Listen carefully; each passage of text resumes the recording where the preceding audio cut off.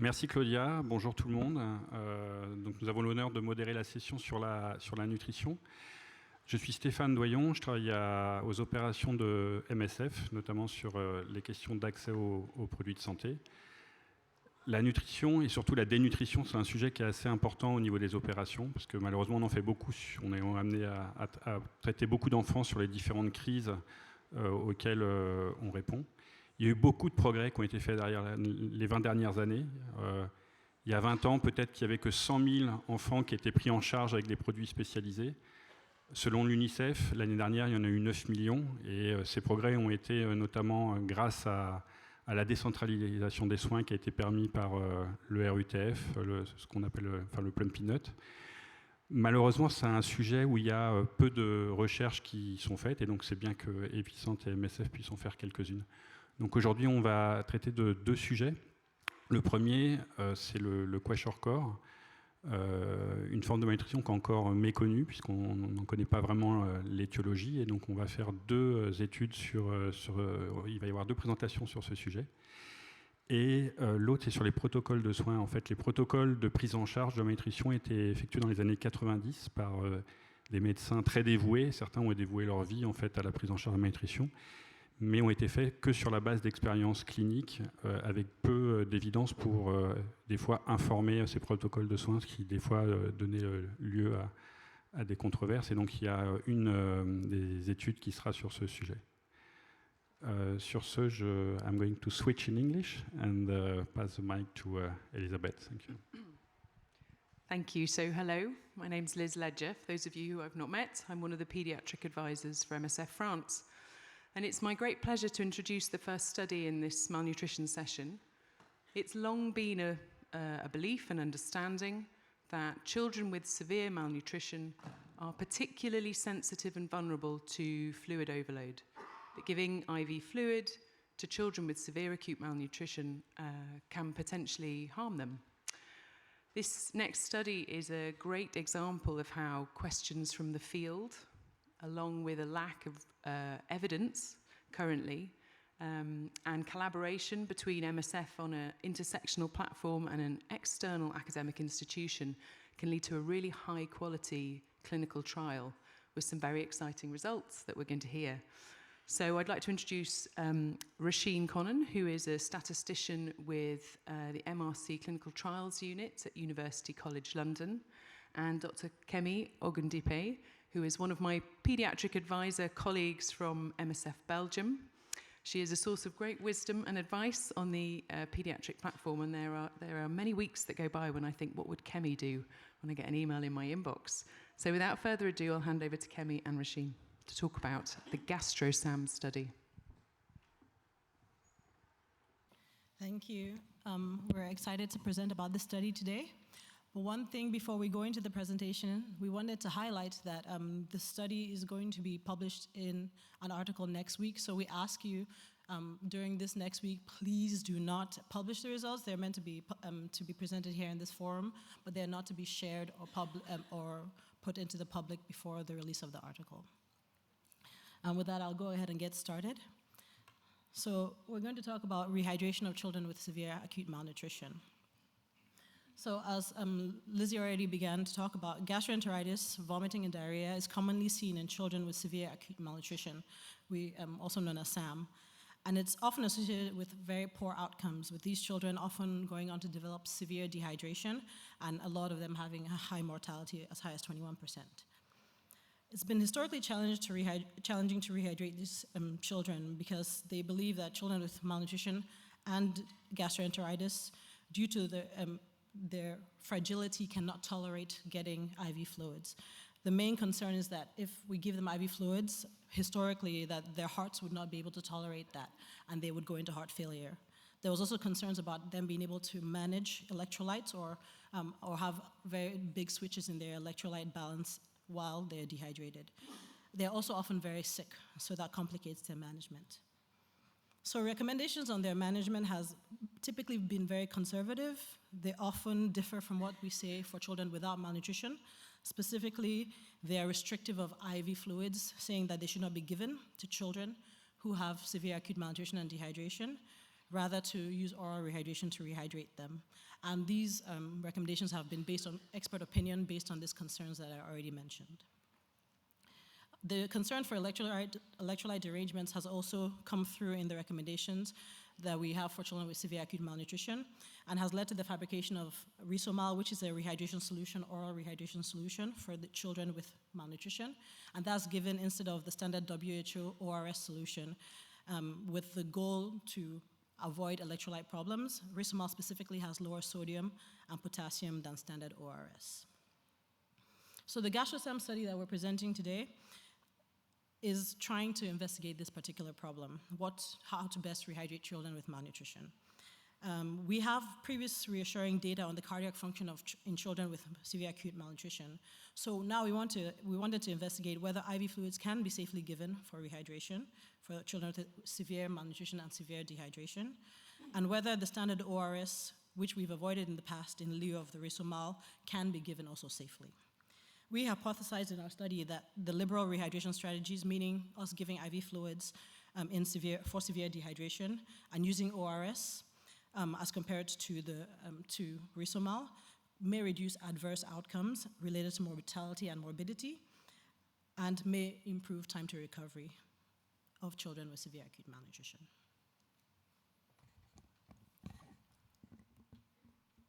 Okay, moving on to the design of the trial. We recruited children with SAM and diarrhea aged 6 months to 12 years with either severe or moderate dehydration. So those with severe dehydration were randomized to one of 3 different rehydration strategies. So we had the control arm, which is the current standard of care, where they get a bolus if they're in shock and no other IV rehydration. So the gray boxes are showing the treatments if they're in shock, and then the white boxes are what they get after treatment for shock or if they're not in shock. So that's our control arm. And then we had our 2 strategies that we're calling the liberal strategies, where they do receive IV rehydration. So one of these is Plan C, which is the standard of care for children that don't have SAM. And then we also had a slower IV rehydration strategy. And our main comparison was comparing the control to both of these strategies combined.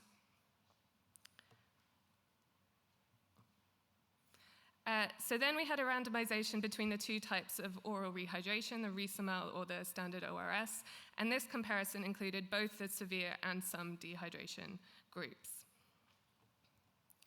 Our primary outcomes were mortality at 96 hours for the IV rehydration comparison, and for the oral rehydration, it was change in sodium at 24 hours. And the sample size was to give us 80% power, assuming that we had 58% mortality in the control arm, and there was a 30% relative reduction in the liberal arms. And for our outcome of change in sodium, we had more than 90% power to detect a difference of 3 millimoles. This map is showing our trial sites. So we had sites in Kilifi and Coast General in Kenya, Mbale and Soroti in Uganda, and then we had the 2 MSF sites, Magaria and Maiduguri. We recruited 415 children in total, which was 272 that were severely dehydrated and 143 with some dehydration. So all 415 were included in the comparison of the Risomal versus ORS. And we'll present results for each of those comparisons separately. And this is a graph of recruitment. So the trial started back in 2019, recruited a few patients, and then there was a long stoppage during the COVID pandemic. And then recruitment did reopen, but quite slowly until MSF joined the trial, and back at the end of 2023, beginning of 2024, and then we managed to complete recruitment and meet our target.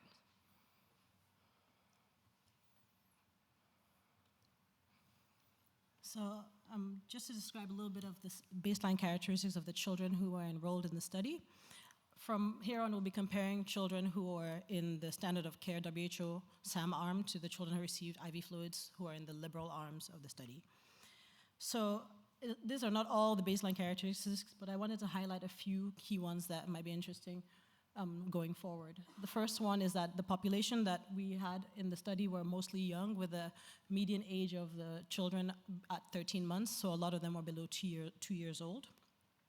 You can also notice that a lot of them were very sick, with them having signs that showed there were circulatory impairment or problems with circulation. So weak pulse, some with hypotension, capillary refill, and prolonged tachycardia. You can also see, as we expected, that there were electrolyte derangements, specifically low sodium, with about 50% of the children we saw having that as one of the findings at baseline when they were enrolled in the study. So to highlight a little bit of the clinical management during the study, the first thing I wanted to point out was that there was very good adherence in the study teams to the protocol that was put to them, meaning that if there was a child who was meant to receive IV fluids, they received it. It was just under 100% of the children who were randomized received fluids according to how they were randomized. We also saw about 10% of the patients presenting with shock at admission, and they were treated according to the arm of the study, in those gray boxes that we showed. And they received boluses or received IV fluids depending on what that protocol, what the arm of the study dictated for them. Another thing to highlight is that for the WHO SAM arm, where they're not meant to receive IV fluids at admission, we noted that about 13% of them went on to require and receive IV fluids in the first 24 hours after their initial evaluation and management. This was typically because they developed shock after the initial few hours, or some other severe adverse event that required them to be treated with IV fluids. Also, I wanted to highlight that in the WHO SAM arm, there were way more patients who required NG tubes to be placed to rehydrate them orally versus in the liberal arms of the study.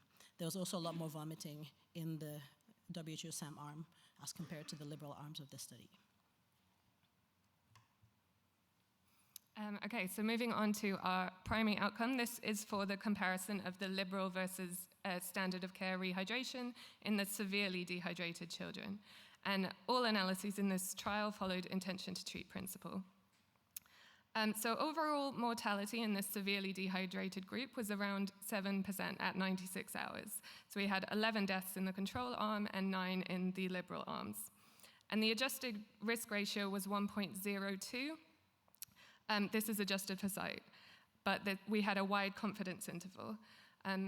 So we were aiming to show that the liberal strategies were superior, and we found that there was no difference, although because the overall mortality was much lower than we had assumed, the power to detect a difference was quite low. And at 28 days, we had overall mortality of 11%, and again, this wasn't a significant difference between the arms. And the graph here is showing mortality to 28 days over time. Looking further at the results, the other thing we looked at very closely was were the outcomes linked to heart failure, so pulmonary edema and signs of heart failure. And we looked at those very closely because that was the major concern and the reason why previous guidelines have been restrictive. And when we looked at that across all the arms, we found that there were no reports of signs of pulmonary edema or other signs of heart failure across any of the arms throughout the study. We also looked at the other severe adverse events, and we didn't see any difference in any of the in the rate of severe adverse events across the arms, which shows that there was no extra hidden arms in any of the arms of the study that we looked at. When we also looked at the electrolytes, we did note that for this severe dehydration part, there was a difference in the change in sodium and potassium among the rehydration arms. Specifically, at the 8-hour mark, there was sodium corrected faster for the children who were given IV fluids versus in the WHO SAM arm. But this we'll see later on ends up becoming minimal after 24 hours after continued rehydration with oral solutions. So in looking at the severe rehydration part of the study, in comparing the rehydration strategies, liberal with IV fluids versus standard of care, we did not see any evidence of difference in mortality among the different groups that were receiving different rehydration strategies. Of course, as Roshin mentioned, the overall mortality was much less than we anticipated, and that was predicted from literature, which was different than our hypothesis. This is a limitation of the study, though it's good for our patients. This difference is probably associated with the study environment itself that we were working in, where there was, for the study period, closer monitoring, dedicated staff to care for the patients, and us actively searching for the complications among the patients who were recruited to the study during this period. This is a lesson in and of itself that requires further reflection. Also, I wanted to highlight that in searching for these other potential risks and harms, especially the ones related to fluid overload and heart failure, we didn't see any difference in severe adverse events between the arms, nor did we see the thing we feared the most, fluid overload events, across any of the patients who were in the study. So now looking at the comparison of the two oral rehydration solutions, the RISOMAL versus ORS, and our primary outcome was change in sodium. And we had good completeness of the sodium for this primary outcome. And in both arms, at 24 hours, sodium had increased by approximately 5 millimoles, and there was no evidence of a difference between the arms. And at 28 days, we had a mortality of 10%. Again, no evidence of a difference. Oh, and there was no further evidence of pulmonary edema or heart failure in this bigger group either. So in conclusion, for the oral rehydration, there was no evidence of a difference in change in sodium at 24 hours, but there were also no safety concerns from using the standard ORS in this population. So, taking both the IV rehydration and oral rehydration parts of the study together, what can we conclude? First, though, the first thing we can say is that while there was no difference in mortality between the groups due to the low number of mortality events, we can see that there is no evidence of harm with giving IV fluids for rehydration for children with severe acute malnutrition and severe dehydration, nor is there evidence of harm with using standard ORS solutions instead of RISOMAL for children with moderate dehydration.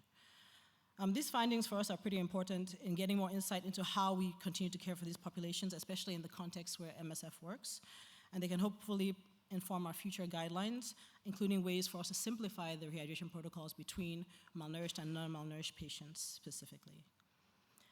We also saw very good adherence to the research protocol, which I would like to highlight as an amazing achievement, especially for the MSF Magare and Maiduguri teams who are conducting a randomized control trial for the very first time, and in situations that were often challenging with the peak season, floods, protests, and they did this with the highest quality and did this with some of the sickest patients. Of course, this study is adding to a body of evidence that we already mentioned is very little, and is a key addition to this limited body of evidence, and we are glad that we have played a part in doing that too. So I'll end by saying that this study was a big effort across many actors, and it was huge, and we are from different organizations presenting today just to illustrate that. So we want to thank all the people who were involved and acknowledge them, especially the patients and their families.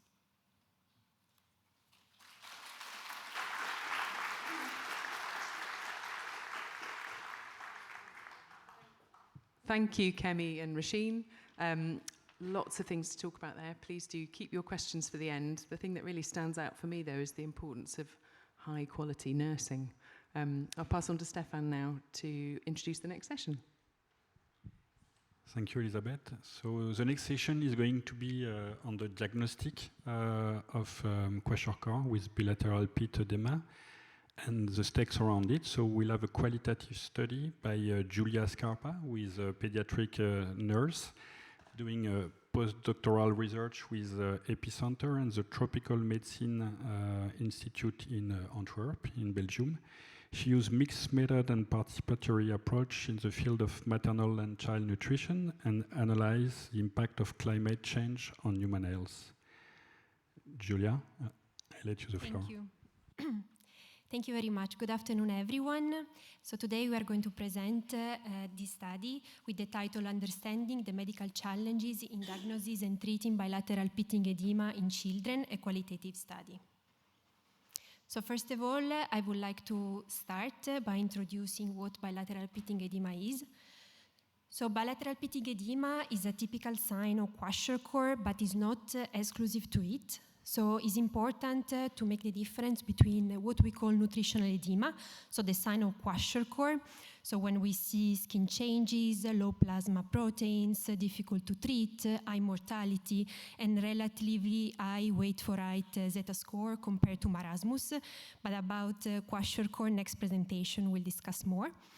And then what is the non-nutritional edema? So any kind of bilateral pitting edema from cardiac, renal, or hepatic condition. So it's very important to make a differential diagnosis among the two. So before conducting this qualitative study, Gian Benfarat and team conducted a quantitative study between 2017 and 2019 in two main countries, Mali and DRC, in which was shown high cases of prevalence of bilateral pitting edema with the children assessing MSF Pediatric hospitals. And the study objective of this quantitative work was to describe the children that were assessing MSF Pediatric hospital presenting with bilateral pitting edema. And the results were that half of them had acute malnutrition when measured by middle upper arm circumference, and then even more when was used the weight for height. And half of these children were anemic and hypotensive at admission, and there was high mortality, and especially in children that presented with proteinuria. But at the end of this study, health workers reported that it was very difficult to make a differential diagnosis. So it was Kwashiorkor or was another type of bilateral pitting edema. And that's why the qualitative study came. And the main rationale for doing this study is that we know a little about the diagnosis of Kwashiorkor and how to make a differential diagnosis with other bilateral pitting edemas.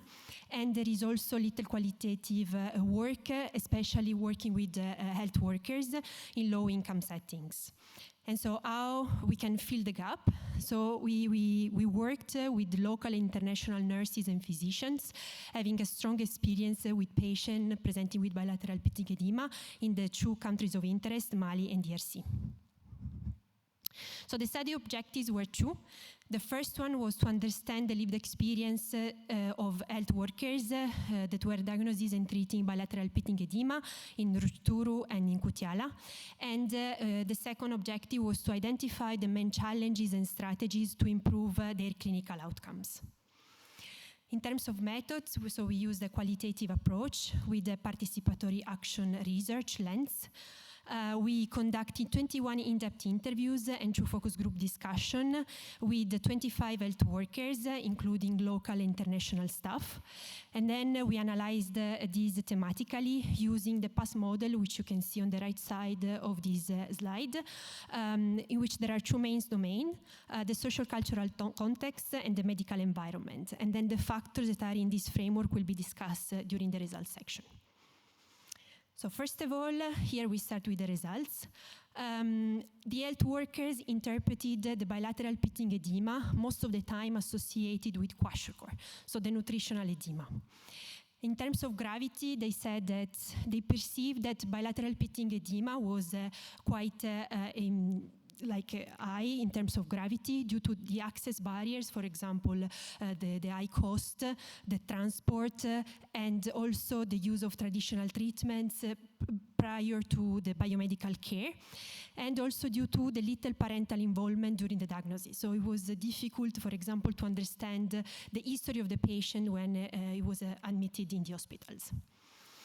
So in this quote that you can see here, there is a female health worker who reported how much is important to have the family involved to understand the history of the patient, and especially the men, because they are those that at the end they are going to take the decision for the children in terms of health. In terms of diagnostic challenges, the first one that was mentioned by the health workers was that the initial assessment of bilateral pitting edema was most often done by nutrition assistants rather than physicians, and this created an overdiagnosis of Kwashiorkor without really doing a differential diagnosis. Especially in DRC, was also found that there was a limited laboratory capacity, and this hindered the diagnosis confirmation.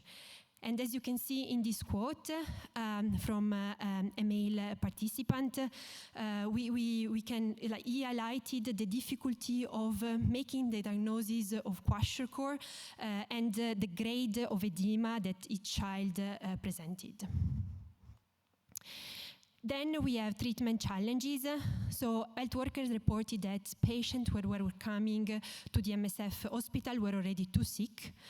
And because there was delays, there was misdiagnosis, and then those kind of patients often had complications such as sepsis, metabolic instability, and organ failure. And also they reported that patients said to them that there was a lot of confusion in the recommendation at the discharge of the patient.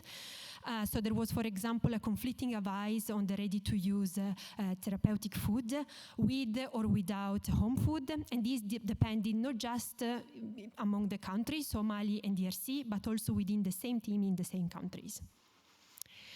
So the last part of our results is about the recommendation that health workers gave to us.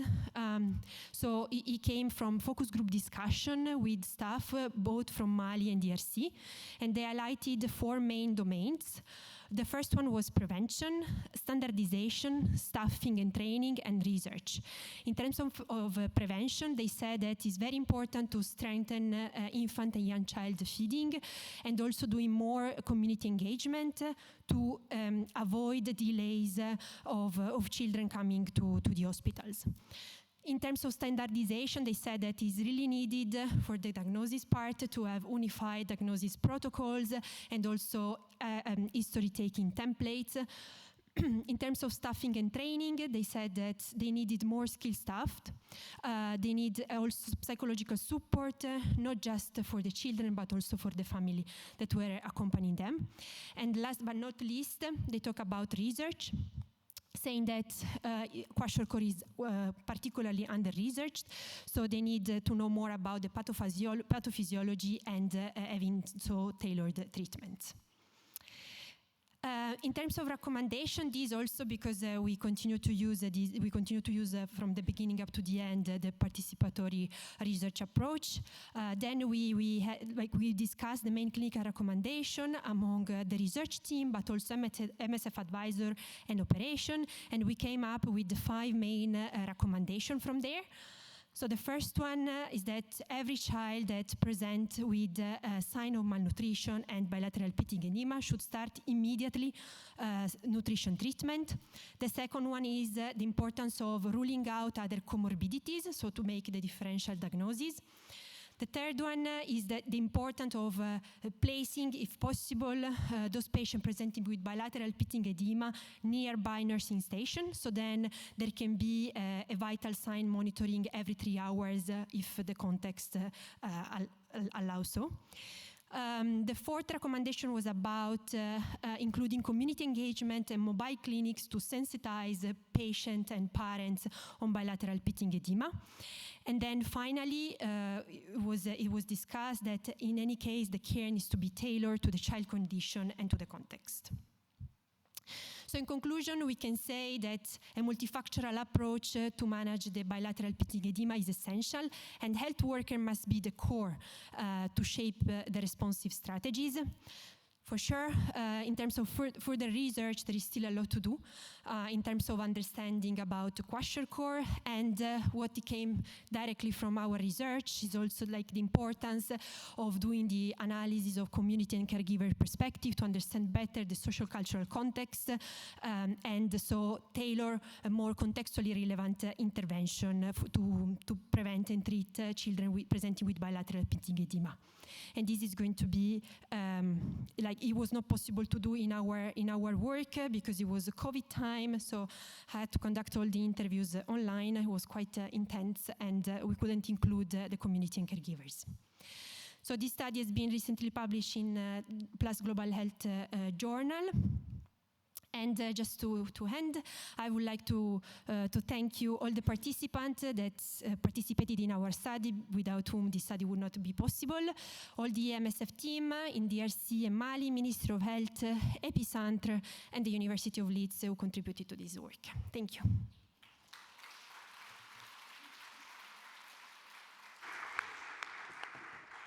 Thank you very much, Giulia. So we're trying now to include this kind of diagnostic in outreach. Usually it's done only with MUAC, and we try to integrate edema identification with that, but it's not without challenge, as Giulia say. And I think now we can go to our next presentation.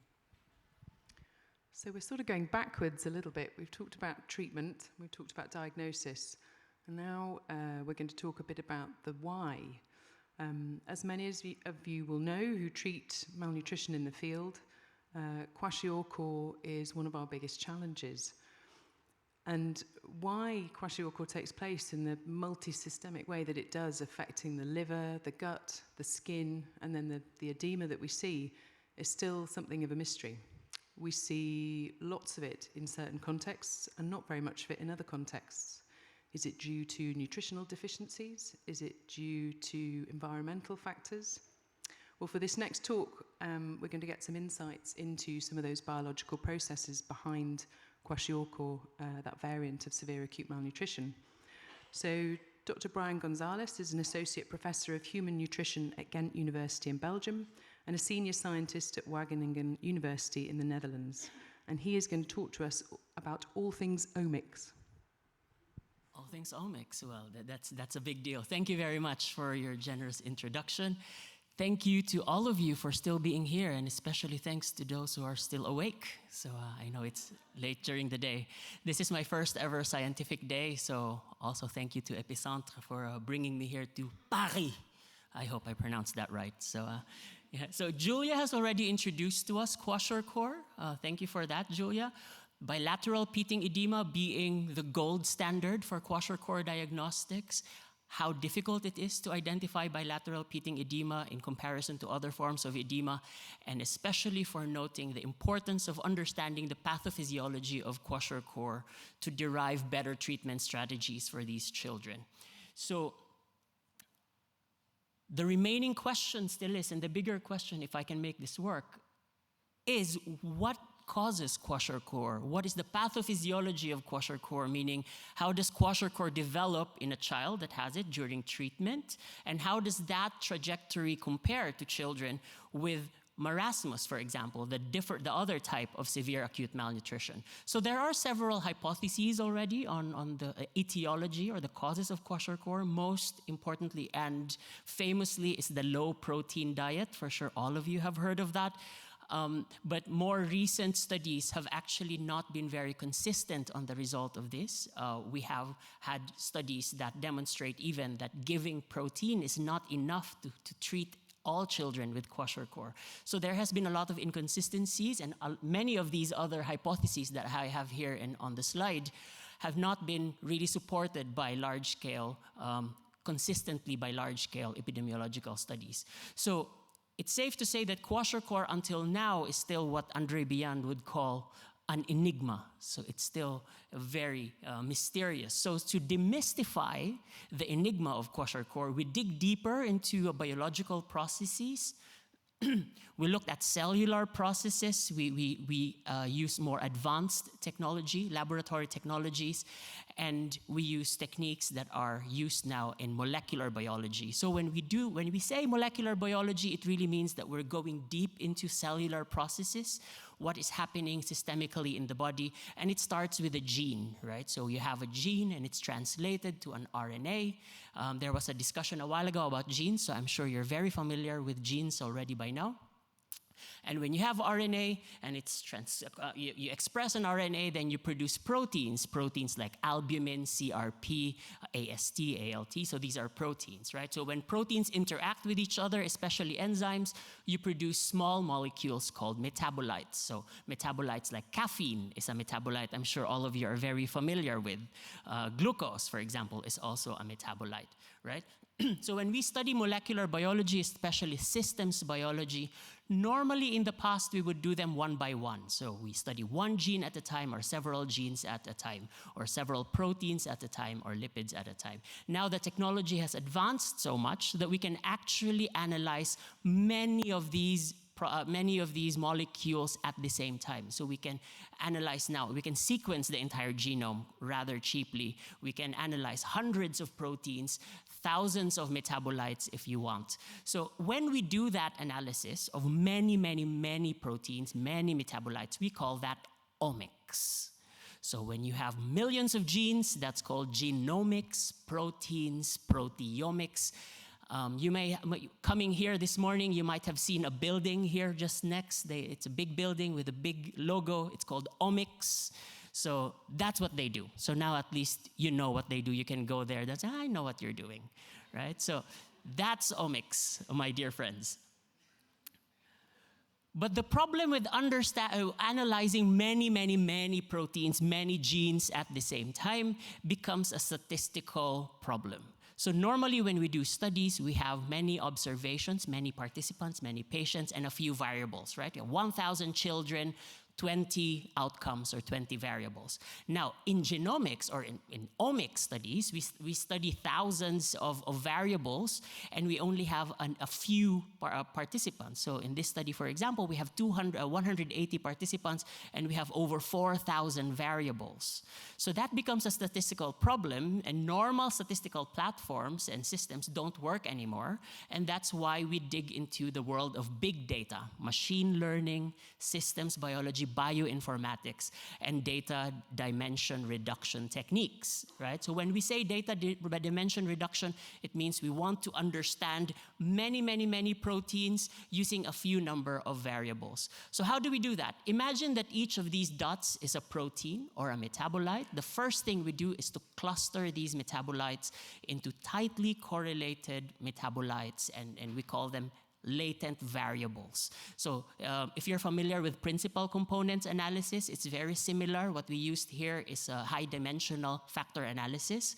So we basically represented a cluster of proteins or metabolites using a single value, and it's called LV, latent variables. And we use these latent variables to represent the entire cluster, which empirically actually represents different pathways in the body. So these LVs represent either immunity or inflammation or bone growth or whatever. So empirically that happens. So what we can do then is use these LVs in our statistics. So this is how we graphically represent our data in omics studies. We have on the x-axis the odds ratio, y-axis we have the negative log of the p-value. Don't ask me why we complicate things like that. And all these latent variables that pass the mark are the ones that are significant. So anything above that line of 0.05 are the significant pathways. So I would like to emphasize that we're making inferences here at the pathway level, not at single proteins. And that saves us alpha error, because as you know, the more t-tests you do, the more false positives you get. So this is basically the strategy that we used in this study. The study I am referring to is a study, and thanks to MSF Innovation Fund, it's the study understanding the etiology and pathophysiology of Kwashiorkor that we performed. This was me when I was young and beautiful in Niger. I say that to people, and they say, "Oh, don't worry, Bryan, you're still young." Not beautiful anymore, apparently. So the study design is that, so we did this study in Madarunfa, Niger. We recruited children with Kwashiorkor, 20 with +1 bilateral pitting edema, 20 with +2, 20 with +3. And we recruited children as well with marasmus and non-malnourished children. And we matched these children on their age group, on sex, and emergency triage score, which is a proxy for their clinical severity. We included children that are 6 to 59 years of months of age, and that they are diagnosed with SAM or they are non-malnourished. They need to be newly admitted, meaning they cannot be transferred from inpatient to ambulatory and vice versa, and they need to be direct admissions. We excluded children that are not able to give 2 ml of blood, because of course we need to analyze their blood, and those that cannot do that are the ones that are more severe, so we had to make sure we prioritize their safety. But because we also analyze a lot of metabolites, we wanted to make sure that we get blood samples from these children before they get any antibiotics or any anti-malaria drug or whatever have you. But most importantly, we tried our very best to exclude children who who have bilateral pitting edema or edema of non-nutritional reasons. So we have a urine test, and we excluded those that have blood in their urine and have protein in their urine. So we hopefully made sure that all the Kwashiorkor cases we have are really Kwashiorkor. So just to show you the demographic that we have, so we have age match, sex match, and ETAT score matched children. Majority of our children were obtained from the green zone, so the non-emergency cases, and half of the children were hospitalized at baseline, and half of them we recruited from ambulatory care. Yes.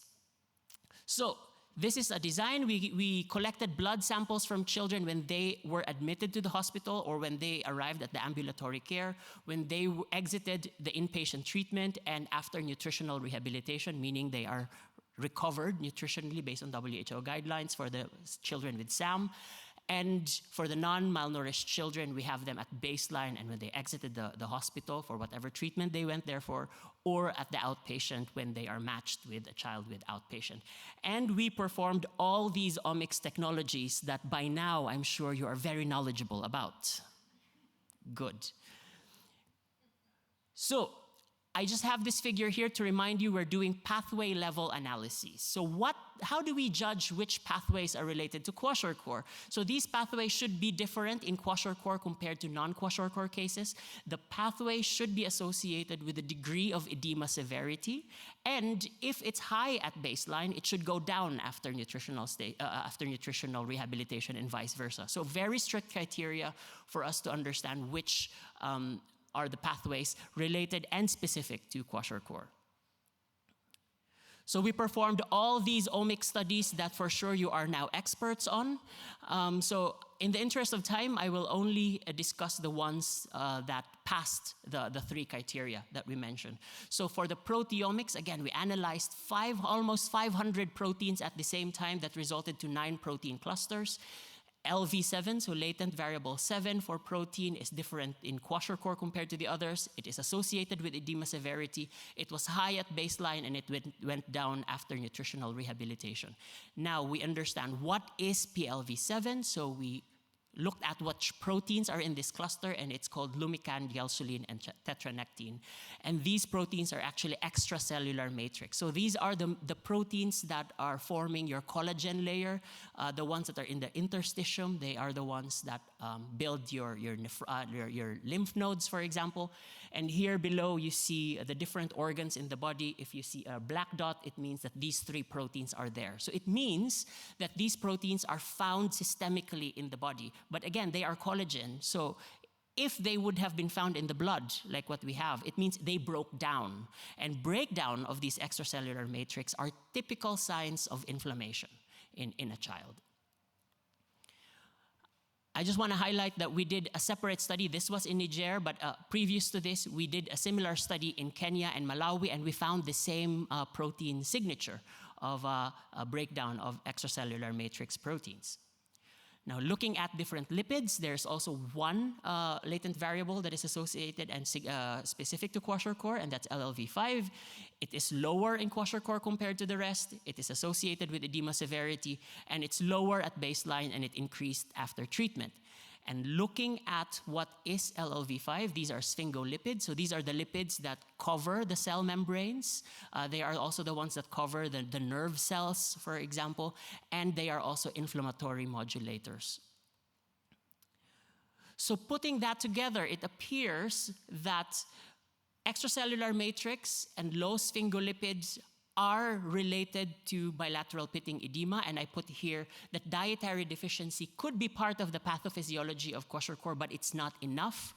And there is, we have observations to suggest that inflammation could be part also of the pathophysiology of Kwashiorkor. So our take-home message is that Kwashiorkor, according to our study, is associated with extracellular matrix remodeling and sphingolipid metabolism, which may indicate an inflammatory syndrome. So if there is inflammation in Kwashiorkor, how do we move forward with that? Then maybe giving them protein is not enough. Maybe we can explore giving them anti-inflammatory treatment as well. I'm not saying that this is the silver bullet here, or the gold bullet or whatever bullet have you. But it's worth exploring, right? So maybe adding more anti-inflammatory or whatever agents in RUTF or F75, or giving everyone zinc or selenium or whatever.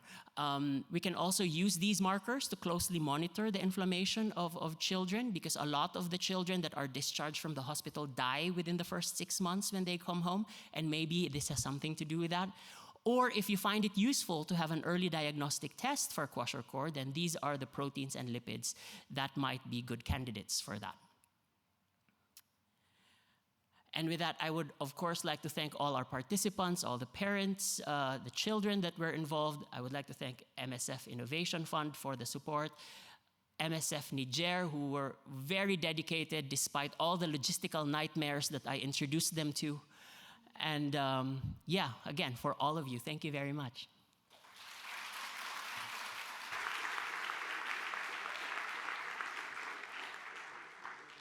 Thank you so much, Bryan, for that really entertaining talk and for explaining it so clearly to us, quite a complicated subject.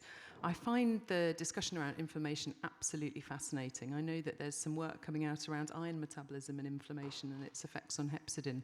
And I'm going to take advantage when we open the Q&As now of asking the first question about where you think that inflammation potentially is coming from. Is there anything that can source it? Is it helminth infections? Is it teeth? Is it skin? That's a very interesting question. It's not covered in the scope of our study, so that's hopefully something we can still investigate further. But there is a lot of environmental issue and one thing. You know, the children, of course, that are subjected to severe acute malnutrition are in areas where there could be a wash problem, sanitation issues, of course. But there could also be a genetic component to it. So we have some indications that a child, for example, would come in our treatment facility with Kwashiorkor, and then we treat them, and then they relapse. They always come back with Kwashiorkor. And those that have marasmus also come back at the same time. We have colleagues in Jamaica that compare the birth rates of children that eventually develop Kwashiorkor and marasmus, and they found that there is a difference in their birth rate, so birth weight. So there could be a genetic component to it. It's possible that if we malnourish all of you, some of you would have the propensity to develop quash, and some of you probably not. But again, that's still a big research that hopefully we can untangle in the future. Thank you. That was Yep. Thank you. So this is Kate Alberti from WHO Global Task Force on Cholera Control. And this is more a comment than a question about the GastroSam study. And it's more just to say thank you. Working in the cholera world, we get a lot of children. This was raised by one of our colleagues in DRC during the cholera session. You get children with severe acute malnutrition and cholera, and we have been severely limited in the way that we can rehydrate. Those on the cholera side of the equation are always concerned about the fluid loss and the rate of fluid loss. And on the other side, there has always been constraints, I would say, to be polite, about how quickly we can rehydrate those children because of the safety concerns around cardiac function, amongst others. So I just want to say, I think I'm just really pleased to see the results of this. It's going to be another piece of the puzzle.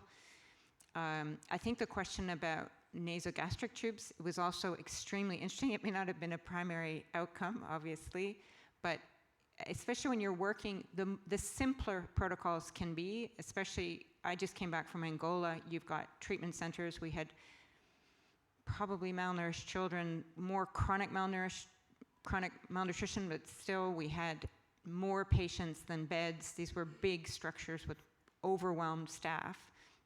The simpler the protocols, the better. And what you are contributing to is a simplification and a more similar, probably the same protocol for everyone, which is extremely helpful for overwhelmed staff. Clearly what you showed is that the better monitoring has potentially as big an impact on outcome as anything else. But I think the nasogastric tube question is also really interesting, because what we realize is that staff don't always have experience with nasogastric tubes. And if we can they've got more experience actually with IVs than nasogastric tubes. And if we can, you know, that's another piece of the puzzle. So it's more a comment than something else, but just to say what that piece of work will also contribute, I think, greatly to the treatment of cholera in children with severe acute malnutrition. So thank you very much for giving us another piece of the puzzle. Kemi, did you want to say anything in reply?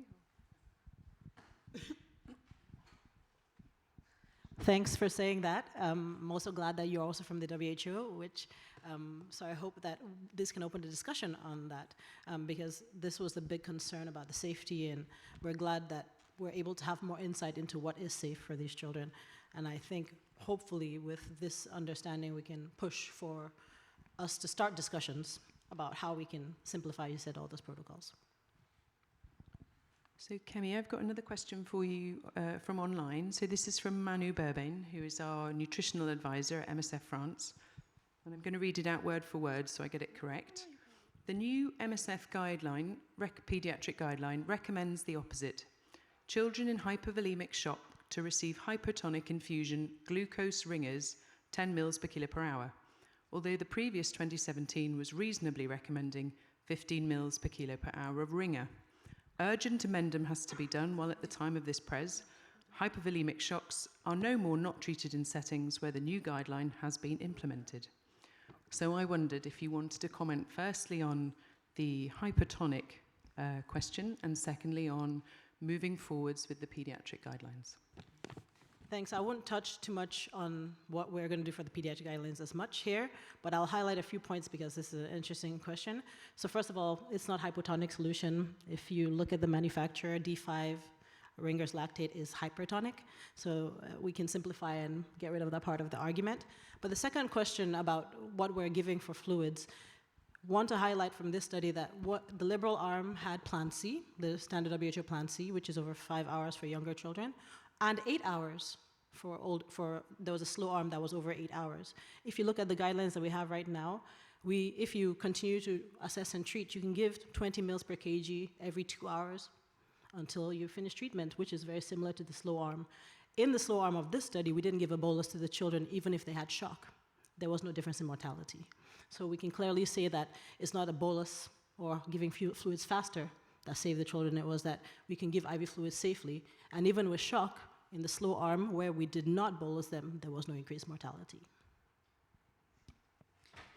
Thank you. We have a question from Serge Enougui for Giulia. So in terms of community engagement, in order to try to have children come earlier to the hospital, what about working with a tradi practitioner? Would that be an added value, or is it something that you tackle in your study? Thanks so much for the question. Yes, actually we discussed that with some of the participants, and they were, it's always complex to deal with traditional medicine versus the biomedical care. So from what we found also in previous studies, again, it is very controversial, but the role of a traditional practitioner can actually be used to connect the community with the more biomedical stuff. And these can actually be super helpful because they are those that know more the context and they understand better the type of issues that are in the community. And so they are those with whom we can actually discuss what can be contextually relevant. So, yeah, thank you. Two quick questions here. First, for the GastroSam study, the levels of hyponatremia were quite high, and that was very fascinating. Can you say anything about the levels of hypokalemia that you found in the study? And then I'll go to the... It wasn't as significant. There's a bigger table with, hopefully with article next week, there will be more details, but there weren't as many cases of hypokalemia and severe hypokalemia as compared to hyponatremia. And we didn't see as much difference in the correction as we did with the sodium. Those were the main findings we had with that. Another quick question for the first research, if it's possible. regarding the nurse monitoring in the two groups. Did you have different nurse monitoring for taking the vital signs and so on, or it was with the same frequency? The frequency was dictated by the protocol in terms of we had certain things we had to do at certain times in terms of collection of labs and monitoring certain vital sign moments. So it was based on the protocol for any child who was randomized to any arm. So it would be different from a standard monitoring, yes. Okay, thank you, Bryan, for your very interesting presentation and for teaching us a lot about the omics. My question is, this severe acute malnutrition occurs mostly in the very poor populations, if I'm right. There's metabolomics that you're telling us about, proteomics, lipidomics, and you're concluding by telling us we could use it probably for screening for severe acute malnutrition. Did I get that right? I'm just wondering, what is the cost of this omics vis-a-vis the context? And secondly, what kind of infrastructure would we need to use these omics for screening for severe acute malnutrition? And how specific or sensitive would the omics be, knowing that the proteomics, metabolomics are really not very sensitive? I mean, they're not specific to any disease manifestation. How would you recommend that for screening? Thank you. Well, thank you very much. Cost. Unlike me, these things are not cheap. It's to say that there are activities even within MSF to try to look at early detection. The omics that we have really here is to understand the pathophysiology. It's not to do omics so that you can do an early diagnostic. By using omics, we already identified 2 proteins. So we can just move forward with those 2 proteins. We don't need to do the full omics to do it on a diagnostic scale, for example. There are surprisingly a lot of facilities already in Africa building omics facilities. So it is starting there, but it's still not, it's not something I would do on a survey, for example. Yeah. Thanks for the question. I think in the interest of time, we probably will bring the session to a close. I'm so sorry, but there will be opportunity to ask more questions to our panel afterwards. I'd like to thank the panel for presenting. It is a sad world currently in the nutrition world. You know, every day there is more news of a spiraling nutritional crisis or slashed aid budgets or disrupted supply chains. And so to sit on the stage and to hear insights and good news about improvements in treatment and diagnosis and cause, you know, understanding why and what's going on has been a bit of good news in the world of nutrition. So thank you very much to our panel for coming and presenting, and thank you very much to the audience for your questions.